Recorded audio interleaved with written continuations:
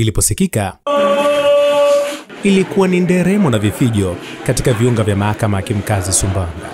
ambapo mkurugenzi wa mashtaka Tanzania DPP amefutia kesi na kuachia huru washtakiwa 10 wakazi wa manispaa Sumbawanga mkoani Rukwa waliokuwa wakikabiliwa na mashtaka ya uhaini.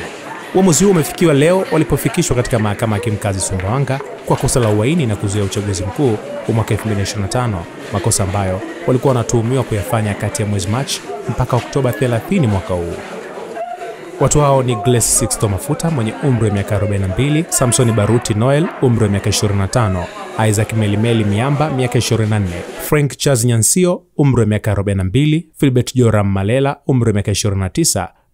Ernest Kanoni umri wa miaka 24, Meshak Charles Mwambinga miaka 25, Alfred Justin Bendera miaka 22, Boniface Richard Kalezo miaka 30 na Daudi Evod Machelela miaka 22.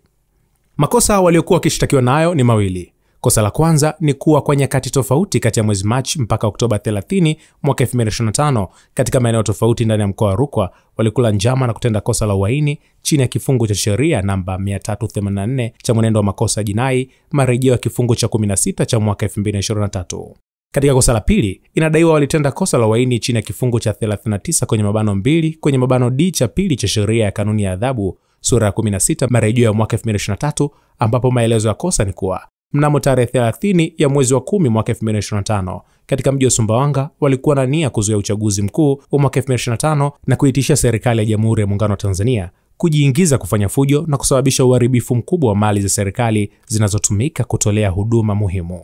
Watu wote 10 wameachiwa huru na kuondoka na ndugu, jamaa na marafiki kuelekea katika makazi yao wakiwa na furaha tele, kama anavyoeleza wakili wa upande wa utetezi.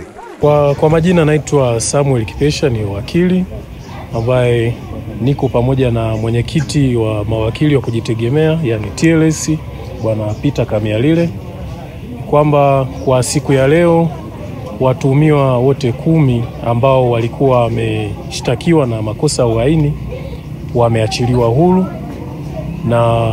wameachiliwa huru baada ya ofisi ya waendesha mashtaka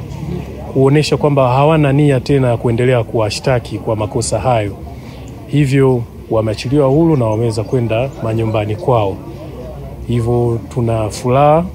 baada ya maamuzi hayo ambao ni yametekelezwa na ofisi ya waendesha mashtaka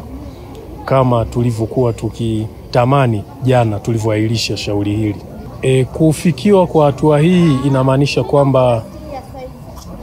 watu hao wamefutiwa mashtaka yote, na kwa kuwa hawajakamatwa tena, manake wanachukuliwa kama watu huru kabisa ambao hawajafanya kosa lolote lile kisheria.